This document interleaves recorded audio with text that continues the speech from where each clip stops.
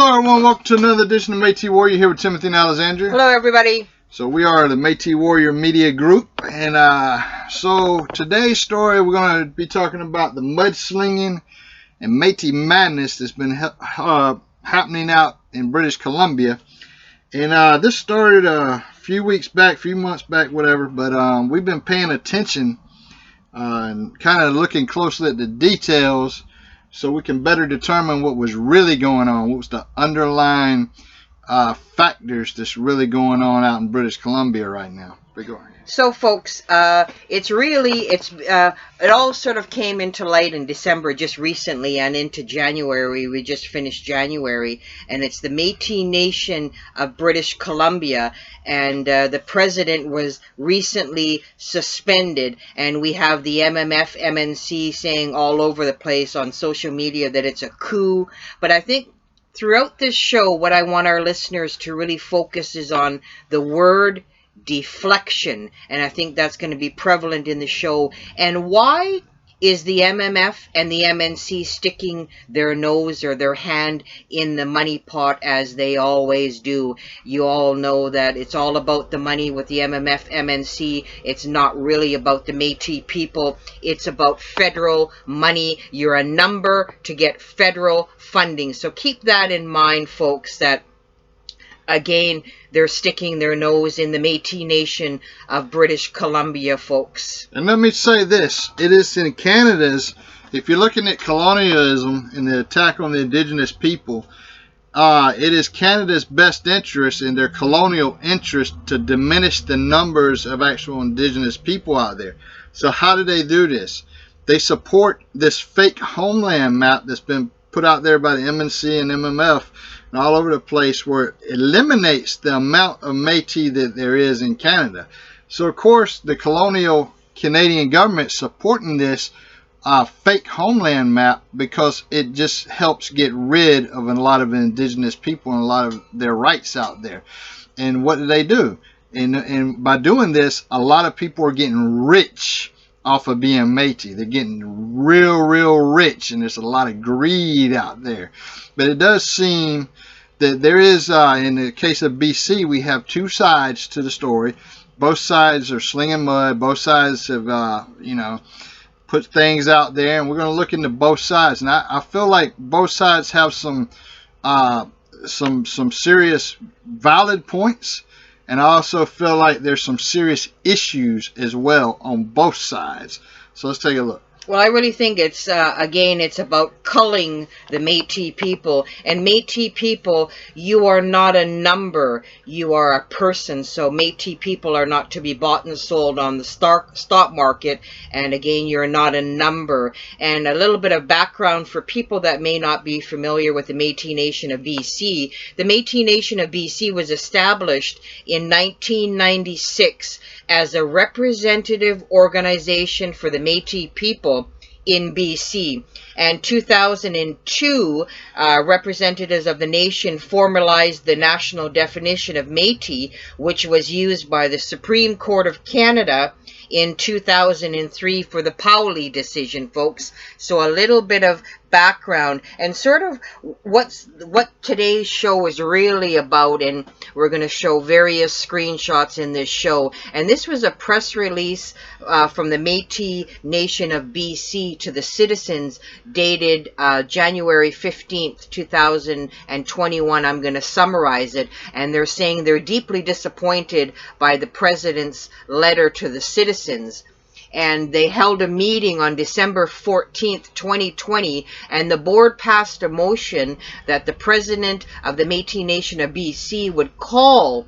They're asking for the president to call on the MNC to hold a meeting of the MNC Board of Governors in order to finally set the date for an annual general meeting. And if you'll recall from past shows, the MNC has not held an annual meeting since the year, wait for it, 2018, folks. And this means that the MNC has not met its requirements under the Canada Corporations Act, and that they are in risk of losing our good standing. Now let's understand this. That would indicate, because the people want this done. They want the meeting to happen. However, the president has shown neglect and basically lack of concern is what the other side is saying. It's neglect on the side of the president for not pushing to have this meeting done.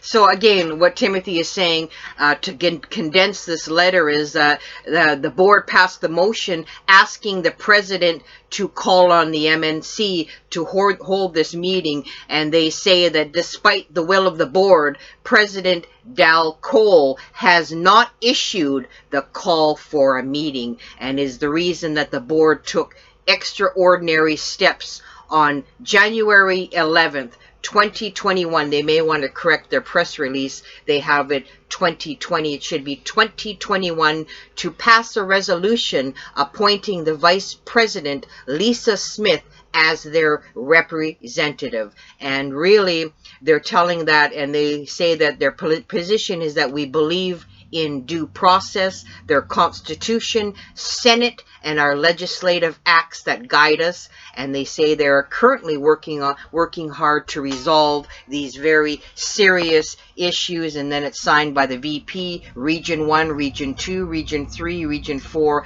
directors of the Metis Nation of British Columbia. Now I want to talk about, you heard about the chicken and the egg, which came first, right? So I want to talk about something real quick.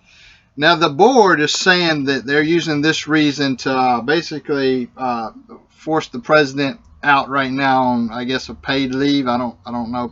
She's on a paid leave. Yeah, so she's out of her position.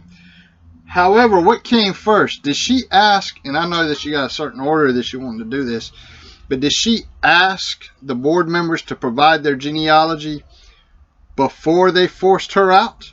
Is that what the issue was, really? Because there's more than just that one issue right there, I can guarantee you. And is there board members sitting on the board of BC that does not have proven genealogy? She may have some valid points there.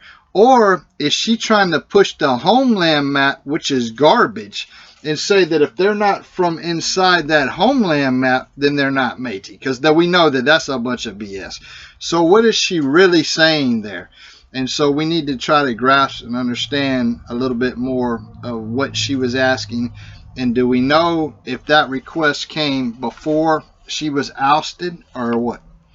I'm going to go into her response on January 15th. So this is her letter that the board is talking about. And it actually, when I read it, and I'm not going to read it because you'll see screenshots, but it really was a game changer for me, where I'm going to condense it, where she said she's received hundreds of emails and every day expressing, and this is her position regarding the Métis Nation of Ontario suspension from the MNC because of them allowing non-Métis to be registered as Metis citizens. When I read that, and that's the beginning of her statement, January 15th, that was a game changer, and that sort of changed my whole perspective on this story. Let me interject here for a moment. Okay, so she's saying that they're not Métis. Now, I'm guessing she's saying that from the point of they're not in the Homeland map, or is she saying that from the point that these people are not even Indigenous? Because when you hear non-Métis, your first thought is, oh my God, this is people that are not even Métis or Indigenous at all. But I'm thinking she's using the definition of the Homeland map to basically say, okay, these people are not in the Homeland map. And we got to get rid of that Homeland map. Let's just understand that. And if she's using that definition to describe who's Métis and not, then she's using a fraudulent map to determine who is Métis and not Métis. And so she is, again, wrong on that issue if that's the way that she's defining Métis. And she goes on to say that the constant message throughout the emails that she was receiving is that non-Métis should not be part of our Métis Nation, and there's a real fear that this move, and she calls them the Group of Nine, would also lead to non-Métis coming into the Métis Nation of BC. And again, she's going on to this, and again, like I said, that was a real game changer for me.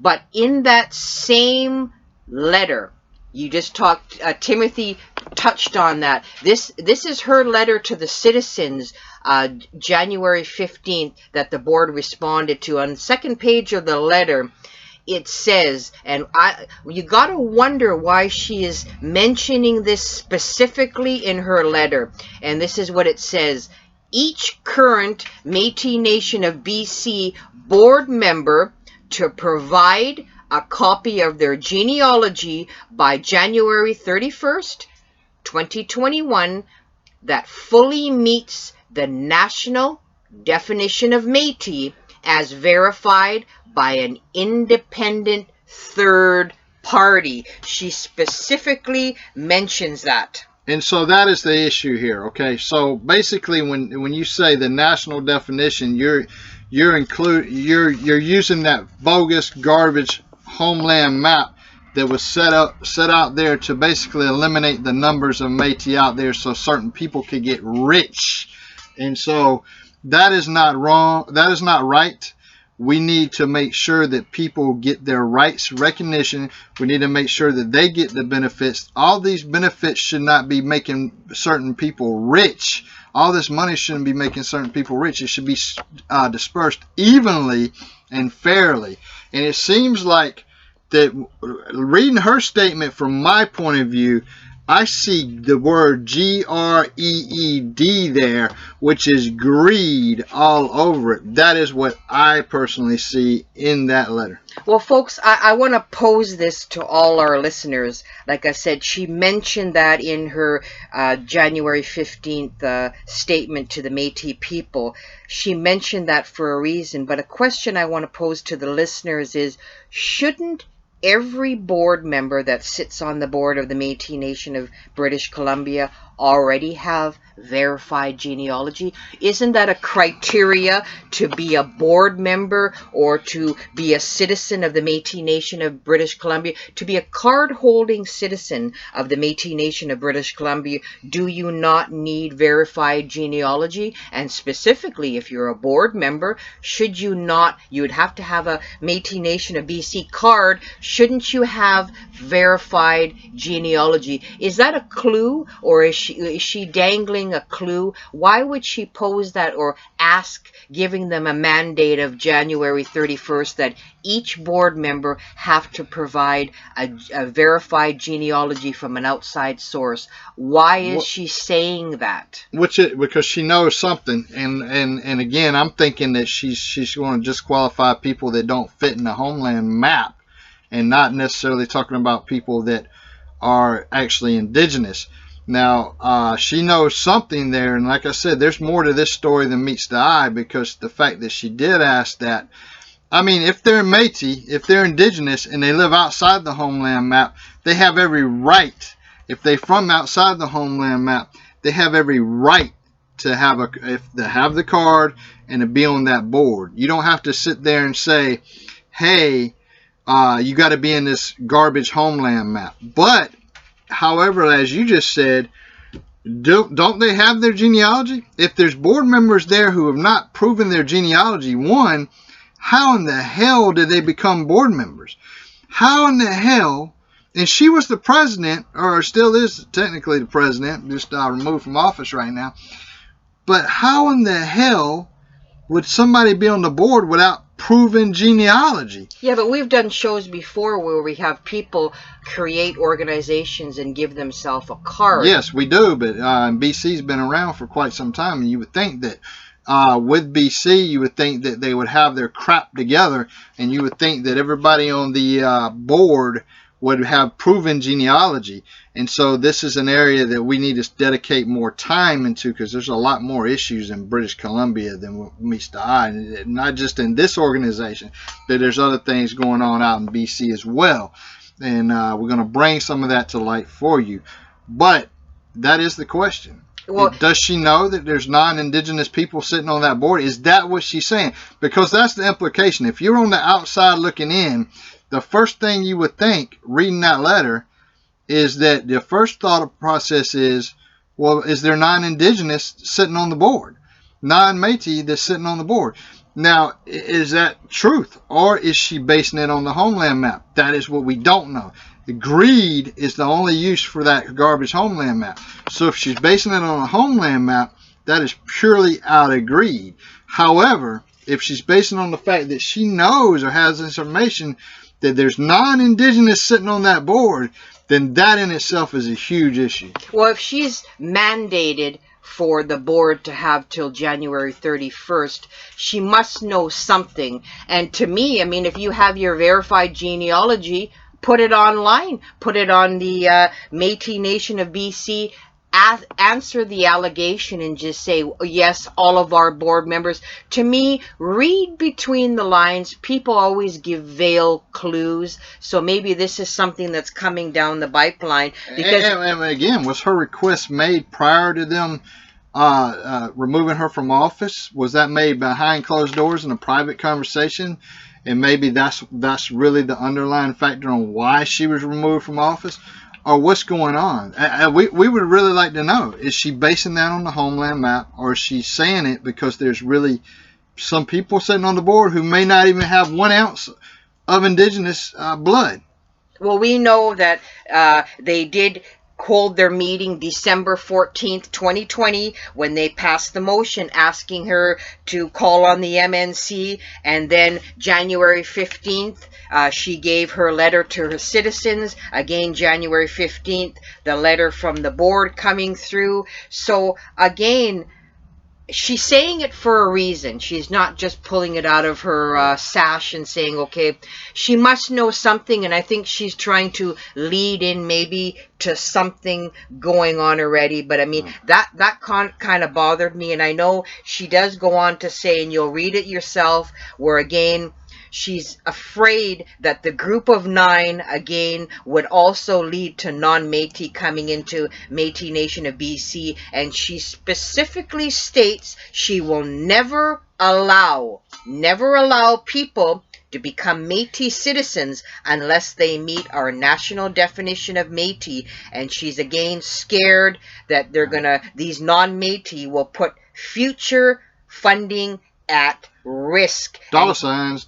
It's all about the money. It's not about the people. And she also says that the group of 9 wants the suspension of the MNO voided. And again, very, very chilling. And then after the 15th, you'll see again screenshots through the show where on January 19th, the Metis Nation of British Columbia is telling all their citizens that Clara Morin Cole has been suspended of her duties by the board of directors effective immediately. You can go to their website and you can actually read the official statement. You're going to see various screenshots, but in really condensed form, they say that it's not a decision that was taken lightly by the board. And how is they voted in? Is it by the board or by the people? Well, the board voted to suspend her duties as president. No, I'm saying like that's something we got to understand. Did the board have support of the people from removing her from the office? That's what I'd like to know. Well, they go more into it here, that pursuant to Article 25 of the Constitution, a person may be suspended from the board of directors with or without pay. And they go into that in detail of with or without pay and their reasoning behind that. So they say, pursuant to Article 26 of the Constitution, the Vice President, Lisa Smith, is directed to serve as our acting president pending any appeal filed by Miss Cole. So they're saying, according to Article 25 of their Constitution, we'd have to get a copy and view Article 25 and Article 26 of the Constitution. Well, I'm trying to see if they polled the people, if they even asked the people, because it's more than just the people sitting on the board. Did they actually take input from the members? You know, I mean, that would be a question out there. Anybody living in British Columbia, that's a member of this organization, was you asked, was there a vote, was you asked about should your president have been removed?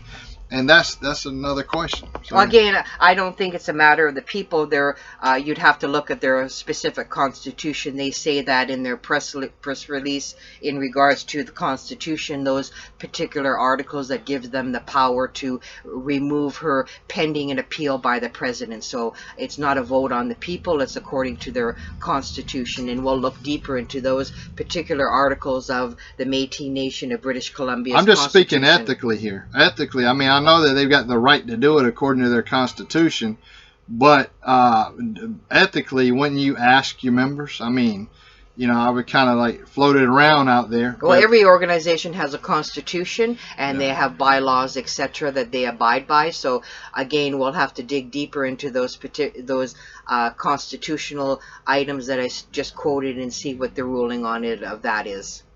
And again, you'll see too throughout the show, January 21st, 2021, there is a news release where again the MNC and the MMF leaders denounce, they call it a board coup, removing, and they say democratically elected president. And that may be fact because your president has to be voted in by your members, but they're going into that they're completely, they're saying that the VP, Miss Smith, and her accomplices ambushed the president, and it's a black eye for democracy, and they go more, they're saying that the behavior does not reflect our democratic traditions and values, said President Chartrand. Well, that's a... Oh, that's a real role model for democracy right there, Chartrand. Yeah. You know, I just choked and gasped on that. I mean, you're calling the kettle black there when you're talking about the MMF and democracy, but that's, you know, we're not going to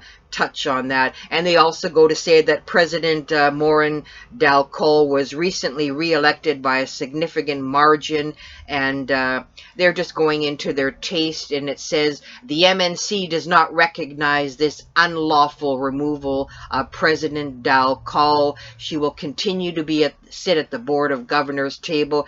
But do you notice in their response, the MNC and the MMF response, they have never acknowledged the fact why she was removed is because she wouldn't call on the MNC to have set a date for the annual general meeting, and the annual meeting, they haven't had one since 2018. Do you ever notice that they don't address that? They don't even mention that at all?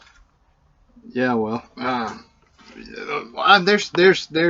we know there's corruption there within the MMF and the MNC, and we've been working on that corruption.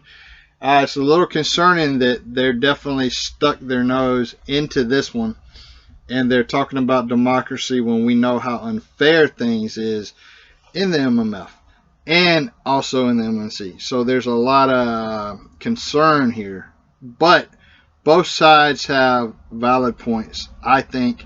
And I think both sides, the issues that both sides have been raised needs to be addressed. I do not think that garbage Homeland map, that fake Homeland map, should be used to determine if anybody's Métis or not.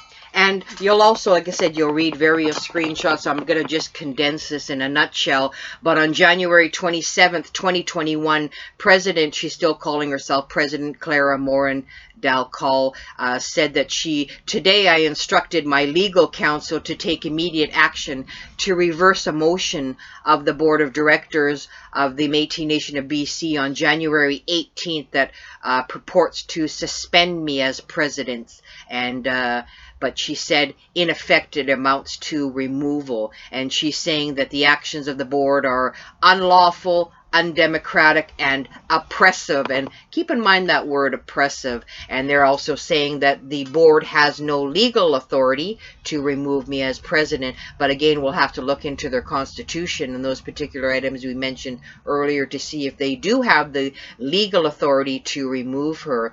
And again, she goes on and on. In her earlier motion of the board on January 11th, they purporting to appoint the vice president as the designated representative, and she also says that this move is also unlawful, undemocratic and oppressive. And then she goes on to say that she was democratically re-elected, she fulfilled her roles, etc.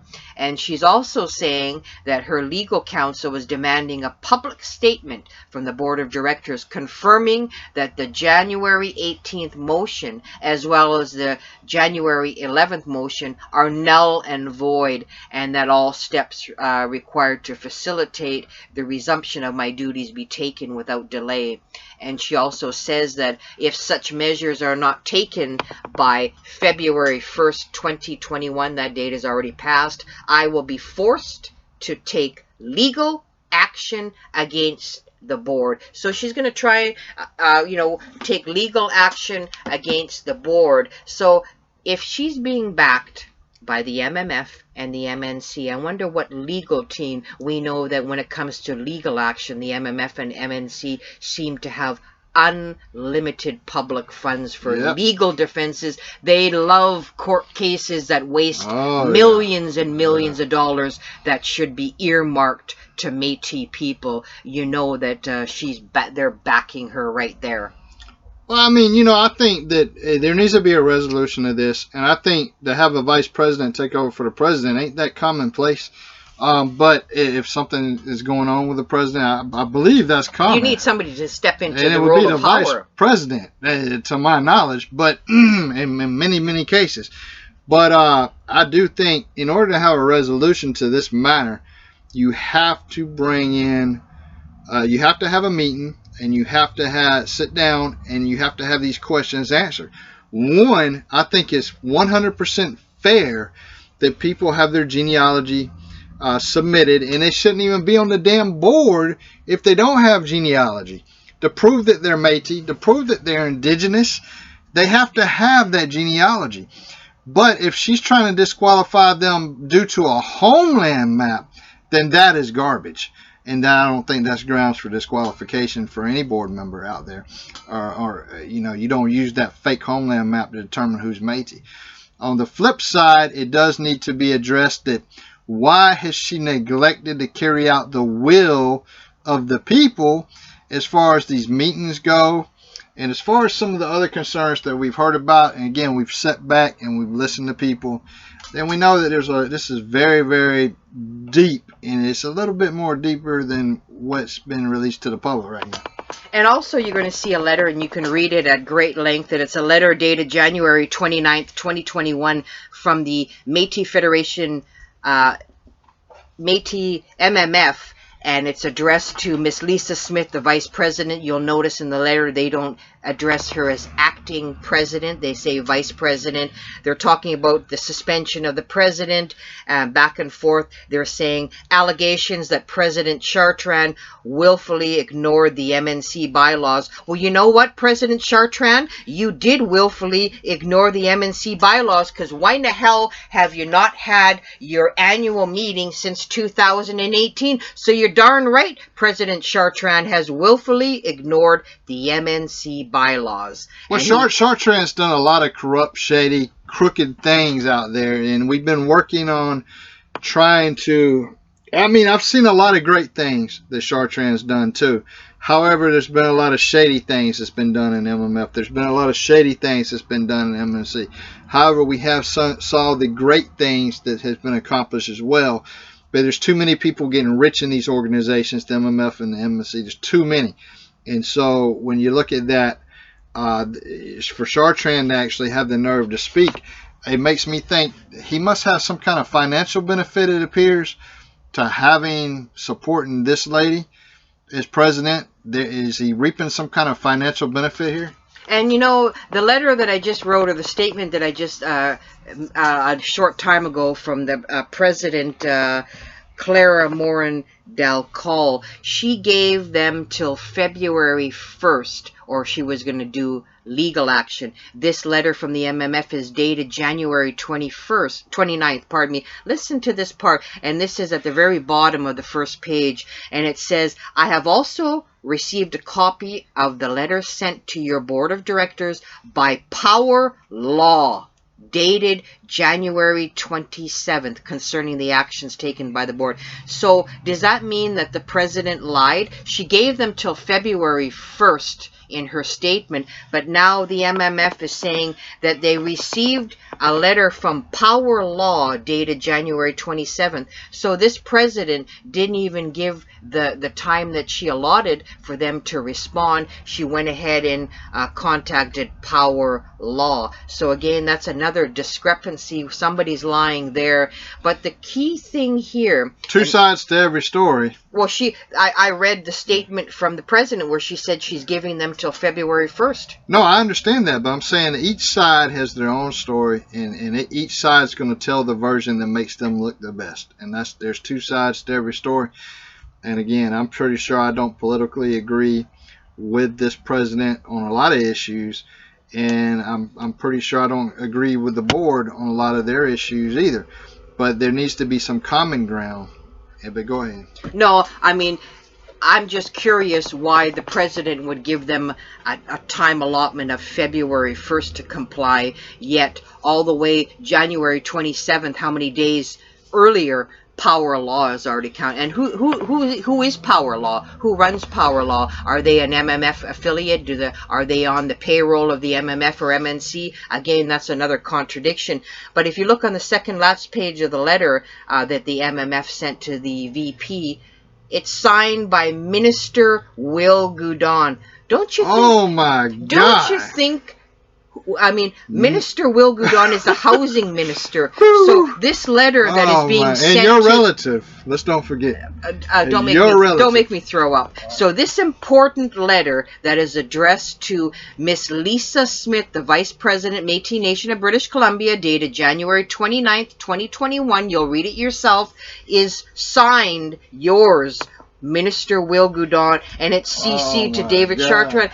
Isn't David Chartrand? Shouldn't this important letter, or maybe is this a shot in the face saying that you guys are nobody, so I'm just going to get a minister to send you a letter? Shouldn't this letter come from the president, David Chartrand, and not just the housing minister? Well, we know David Chartrand has this guide complex, I guess. I don't know what kind of complex. Will Goudon is all over Twitter posting his bullshit, but who cares? Will Goudon, yeah. Well, Will Goudon, it's, man, we've done many stories on Will Goudon.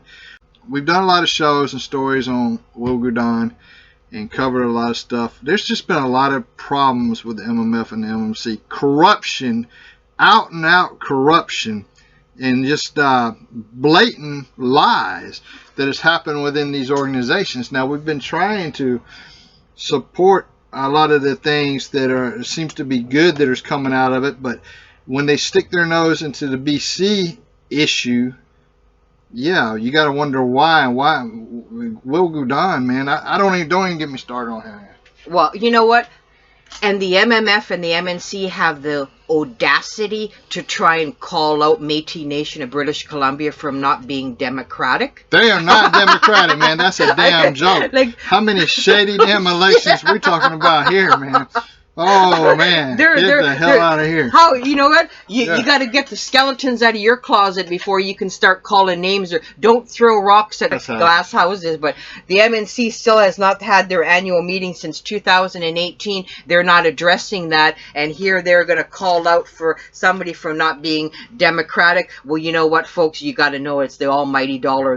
It's the taxpayer dollar that they're smelling the money, and that's all they care about. You're going to see there's also a statement from the acting president, Lisa Smith, and you can read that at great length, where she's goes into saying it's been a week since the board of directors voted to suspend Clara Morin as president, and this is effective January 18th, 2021, and she just wants to do an update. And she says, well, the suspension has raised some concerns. They want to assure you that the board's decision was both legal and constitutional. And she goes on and on about that. What's the point of having an election?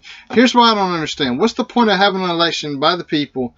That's for president, though. Yeah, for president, I'm saying. Having an election for president putting a president in office that was voted in, right? This is what their own paperwork there says, their own constitution, right? That they have to vote the president in by the members, right? Well, they have constitution, and we'll look into those two ones that I keep mentioning throughout the show that gave them the power to do that. We'll look into those constitutions, try to get a copy of their constitution where it says that gives them the legal power. But maybe if you read this, and this is a statement from Region 2 Director of the Metis Nation of BC, and they go on, I'll condense it, you can read it at great length, where it says President Clara Morin was suspended, not replaced, not fired, not impeached or removed by any hostile takeover or coup, and she was suspended for multiple reasons, including alleged confidentiality breaches, we see that a lot, ignoring due process by refusing to follow motions. She did not follow the motion that was asking for the MNC to have that meeting, so she failed to follow a motion. Neglect by the president. That's right. And that's what they're saying is this, yeah. These behaviors were all initiated by President Clara Morin in a very public way. So the MNBC board acted swiftly to minimize any further harm to their nation's integrity. And again, they go on to they list some two issues where it says, why has the Métis National Council not submitted their corporate filings for nearly 3 years? It says, if this is not done by June 2021, we could see the possible collapse of the MNC. And the MNBC receives 50%. So here, right here, this Region 2 Director is saying that the Métis Nation of BC receives over 50% of their funding through the MNC. What does that tell you, folks? What does that tell you? This is a key that this director is saying the Métis Nation of BC receives over 50% of their funding through the MNC. What MNC is claiming that they're on the top, right? And they're the top, and you have these other organizations underneath, so they're going to funnel funding to these other organizations, which they're supposed to have done and been doing. And so that would be perfectly normal for the MNC to actually fund and give money to these organizations they claim to represent. And so that's just yeah, that would be normal. That would be something that's expected because they claim to represent them.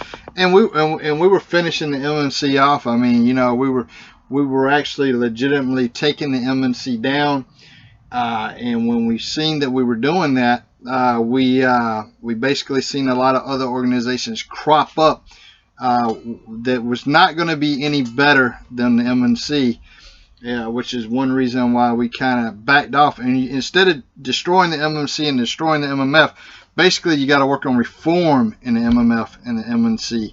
There has to be reform, not have new organizations crop up that's just going to be more of the same or even worse than what we already have.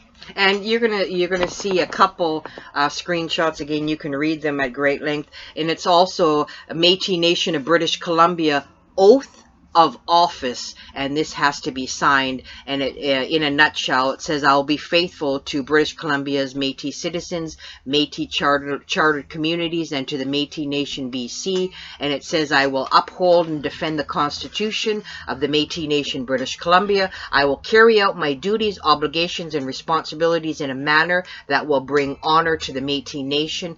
So I dedicate my office to treat all Métis people equally. I accept my responsibility to be of service to my people and will place our nation and our children ahead of myself." And it says, "I swear to the Métis people and our Creator." And then the president signed. You'll see the official oath of office yourself. And that and was she signed a lie then? Because she said that she would basically, what was she saying about the Métis people? Serve the Métis people and stuff like this, right? Mm-hmm. Well, no, and she's not going to do that, because if you're not in her homeland map, she could give a rat's ass about you. I mean, that's the bottom line. That's what it sounds like to me.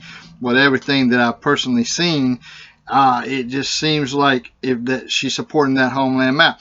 take the homeland map out of the equation. And if you're going to make a statement like that about the Métis people, and you're going to take care of the Métis people, take care of the Métis people. It does not need to fit in that little bogus homeland map that's designed only to get certain people rich, filthy rich.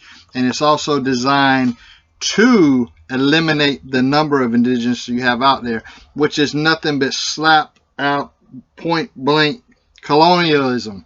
I mean, you're eliminating indigenous or groups of people just because you decided to draw some lines on a map and say and declare this is the homeland map, and that's a bunch of BS. In my opinion, and this is my opinion, this oath of office that Clara, Morin, Dalcol signed, she did not honor that oath of office, because she has not honored that whatsoever, and that's my opinion, and you can read that more at great length. But certainly I believe that she completely breached that, and that basis is on things that we've seen. But however, you got to hear her argument too about this genealogy thing, and we're very firm. If you're sitting on any board, you better damn well have genealogy that you're indigenous. We have too many white people infiltrating Métis organizations, starting their own Métis organizations, and then lying their way onto Métis boards.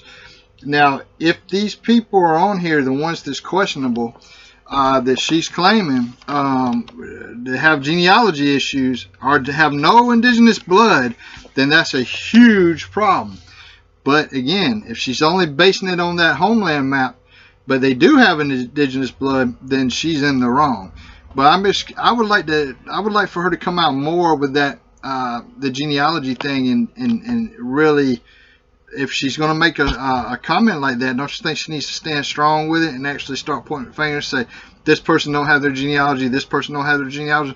Who is she talking about that has a genealogy conflict? Well, if you're going to throw out allegations or veiled hints out there, I think Clara, Morin, Dalcol should be the first one as the president to provide her verified genealogy, and then go down the line for the Métis Nation of British Columbia board members. But this is on the Métis Nation of BC website. You can read it yourself at great length. They go into why was Clara, Morin, Dalcol suspended. They say that here is the key word. We did show you the copy of her signed oath of office. It says she was suspended. They're telling you she was suspended with pay. So she's still going to get her paycheck by the board of directors for contravening the oath of office that all elected Métis Nation of BC board members sign upon election or re-election in October 2020, as well as for breaching Métis Nation of BC board policies and procedures.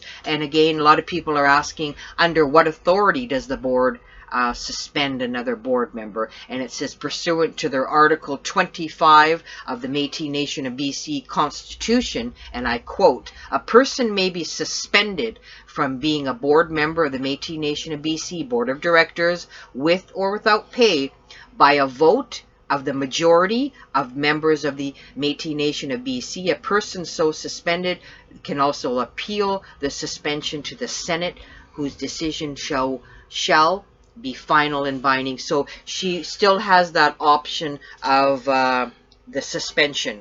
Well, appealing the suspension. I would hope they brought it up with the members, and I understand what you're talking about there, but I would hope that they brought it up with the members, because in my mind, what good is it as me a member to elect somebody as president, and this person gets elected as president only to have a few on the board that can remove this person?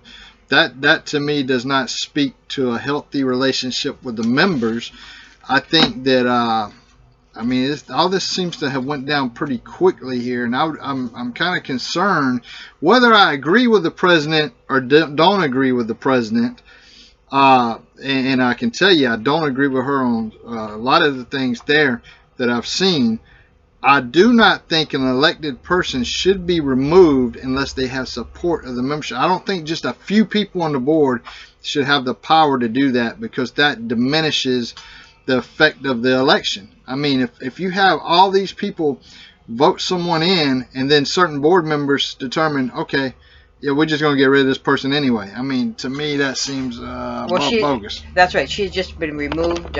She still is getting a paycheck and she has the option of appeal. But certainly, I mean, what would her motive be for not following the will of the board and not issue the call for the meeting? What is the motive? Why does she not want to press the MNC to have their annual meeting that hasn't been held since 2018? She don't want to make waves. It's all about money. That's the way I see it. It's all about money. Just a minute here. Wait, she signed her oath of office to look after the Metis Nation of BC citizens, not look after the interests of the MNC. Yeah, but again, go back to what you said. 50% of their funding comes from the MNC. The last thing she wants to do is piss off anybody within the MNC. And she don't want to piss off Chartrand or them, Chartier. And I'm just going to tell you that, you know, obviously she's looking at the money situation there. From me looking at the situation, I feel like she was looking at the money. But however, I think just like you think, damn the money. Represent your people, and if the MNC is not doing what the hell they're supposed to be doing, hold them accountable. Be a true leader, be a true warrior, be a true fighter. Don't be the puppet of the MNC. To me, you know what, I would never sell out my Métis people for any dollar amount. It should be for the people, by the people, and all these puppet leaders, puppet politicians that are you know, it's just like having a carrot to a rabbit. They're just following the money.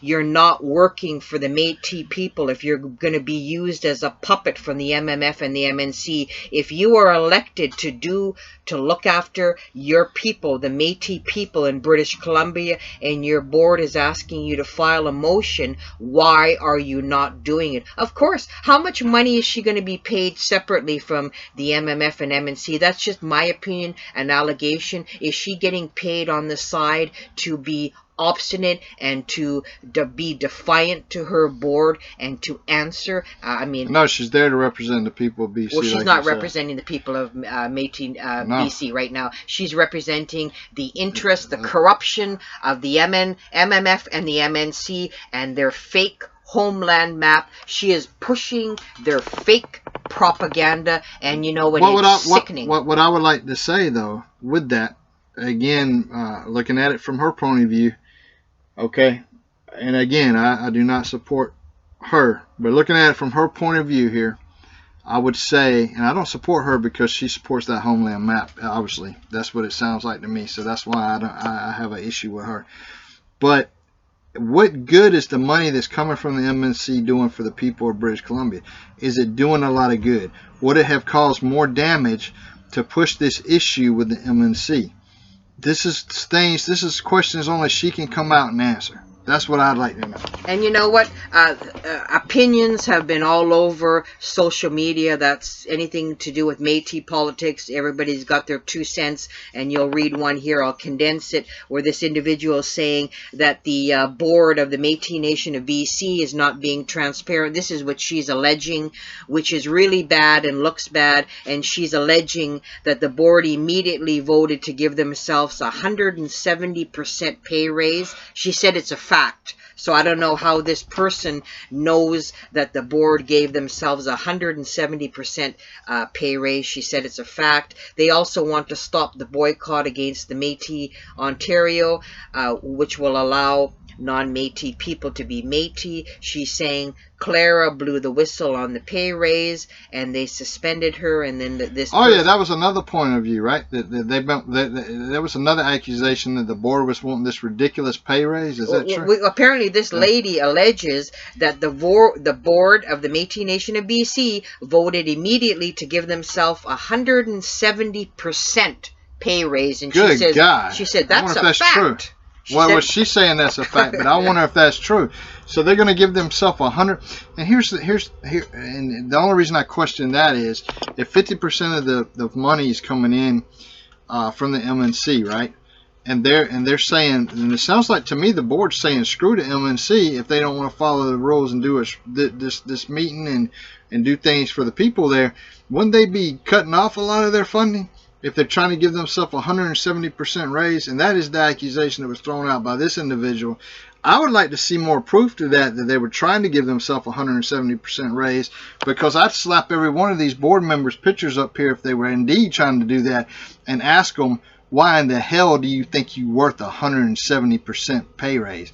Now, that is an accusation. I don't firmly believe that accusation, because when you're going after the MNC, you're definitely cutting off some of your funding, and it does not seem like somebody who's wanting to go after that amount of pay raise would try to cut off some of their funding there, which is actually 50% of their funding.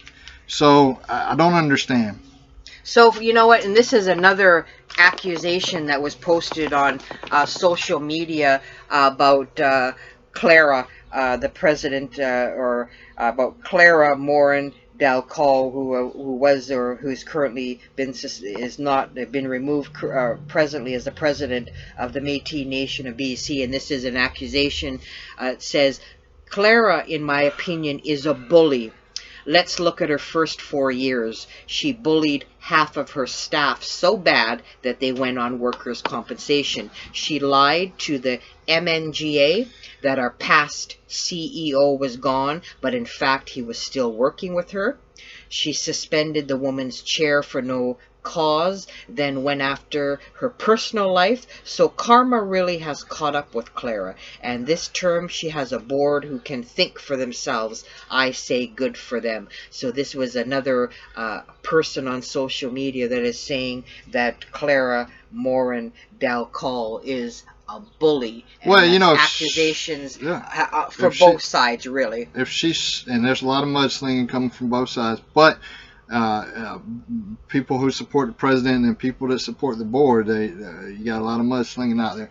But is it true? Did she suspend the lady's seat for no reason, or the man's seat, or whoever's seat it was that she's accused of suspending? Did she do it for no reason and then go after her family? Because if she's that type of person, now we're looking into what's actually going on, and we're going to keep looking into it until there's some type of resolution. And you think that really bothers me with Métis organizations. Again, we always stress a lack of transparency, and I approached a director of the Métis Nation of BC, asking them if they wanted to come on the show and, you know, talk or whatever, give their side of the story. Never got a clear-cut answer, and I asked them point blank. And I asked this, I'm not going to name the director, but I asked them, I have it here. I said, would you bring non-Métis into your Métis organization? This was to a director of the Métis Nation of BC. This is their response to me. And I said, are you, or is the Métis Nation of BC bringing non-Métis? We are not. I swear on my life. I totally believe in our national MNC definition. So this is so this damn board member believes in that fake map too. Okay. So what's really going on? So what the hell's really going on? Now we want to see a genealogy. Now we want to see the board's genealogy. Because if y'all believe in the Homeland map, clearly y'all claiming that y'all in that Homeland map. So if you can't support a bogus Homeland map and then not fit the criteria yourself. So what's really going on here? No, screw that map. That map is garbage, man. If you're Métis, if you're mixed, if you're indigenous and you're a Métis individual, man, you can screw that Homeland map, because that does not define who is Métis. Well, we were told that there's so much more to this story, and I mean, you know, it just seems the more we touch on this story, there's just so much really deep down dirty corruption, and the word deflection keeps coming up. And it's curious, again, we had approached this this director of the Métis Nation of British Columbia, asking them information, and all they're saying is that we're asking for due process and respect for proper democracy, and they are asking, why are the MMF and the MNC involved in their provincial issue? And again, it was just it's just contradiction, confusion. There's a lot of confusion here, where they're saying, you know, that they totally believe in the national MNC definition. So why? Well, she's asking for genealogy, so she knows if that's the case. Then is there somebody on that board that's not even indigenous? Do you have a white person sitting on that board? Do you have a non-indigenous individual sitting on the board of BC? That is what I want to know. Now again, there's both sides to the story. I don't support the Homeland map, so definitely I don't agree with that at all. Yeah, I mean, it just seems the more we try and get into the crust of what's happening in the Metis Nation of British Columbia, it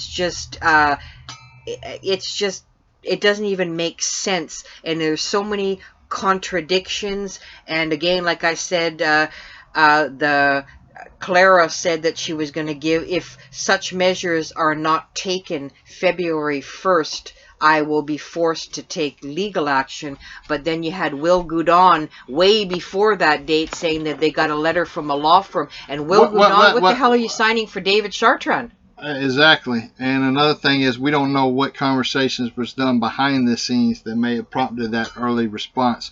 So there could have been any private conversations that took place that we're unaware of that went ahead and initiated that earlier response. But we're trying to be fair here, and we're trying to look at both sides of the story. And but if I was a member of the BC, Metis BC out there, if I was a member of the Metis Nation of British Columbia, I would be highly concerned on what's going on right now. And I'd be demanding, 1, the board's genealogy, and 2, and here's the thing, when you ask for the board's genealogy, because what if you live 1 mile outside, or was born 1 mile outside of that Homeland map, and you have ancestors 1 mile outside of the Homeland map? They're going to say you're not Metis? So 1, here's the thing that's got to happen. Either they have to stop supporting the Homeland map, period, or they all the board members need to meet that criteria that they claim to support.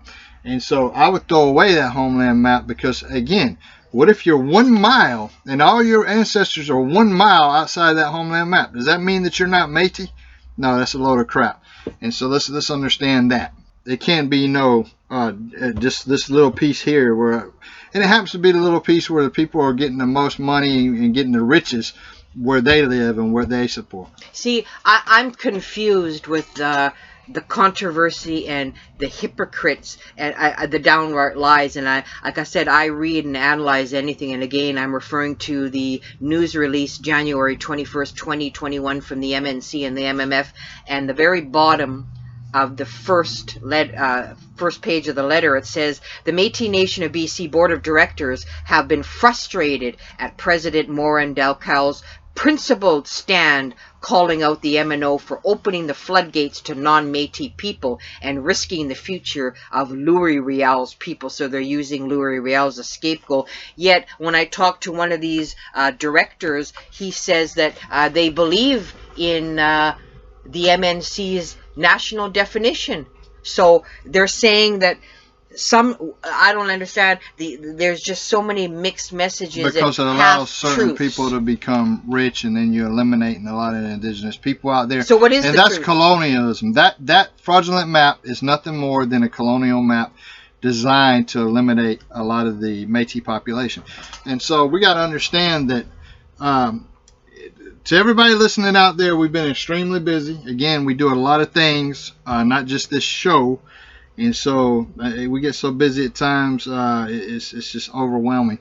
But we're going to be bringing you shows more frequently. But right now, be patient, and we will be responding to a lot of the emails that we received, a lot of the requests that we received to cover certain stories. We are not ignoring you. We are looking into those stories, but these things take time because we try to really dig in and really get the answers that we're going to ask. Like a lot of the questions that we asked today on today's show, we have the answers already. We're just putting those questions in your mind. And you know what, folks? I would really, when we're talking about Metis genealogy, I would really like to see David Chartrand, Clem Chartier. I would like to see your genealogy put out there for everybody to see. And Metis people, what is the true subject matter that we are being deflected from? What is really going on with the Metis Nation of BC, MMF and MNC? Ask yourself that question. What is the crust of the issue that we're trying to be deflected from. And yes, the Metis Nation of BC, they should all provide verified genealogy, and I would like to also see Clara Morin call her genealogy as well as president, since she threw that subject of genealogy into the arena. And we have much more on this subject. Again, we have so much more to delve into. So that's it for today's show. We will get more frequent to these shows, but again, we're doing lots of things. That's it for me. Hope you enjoy the show. Take care.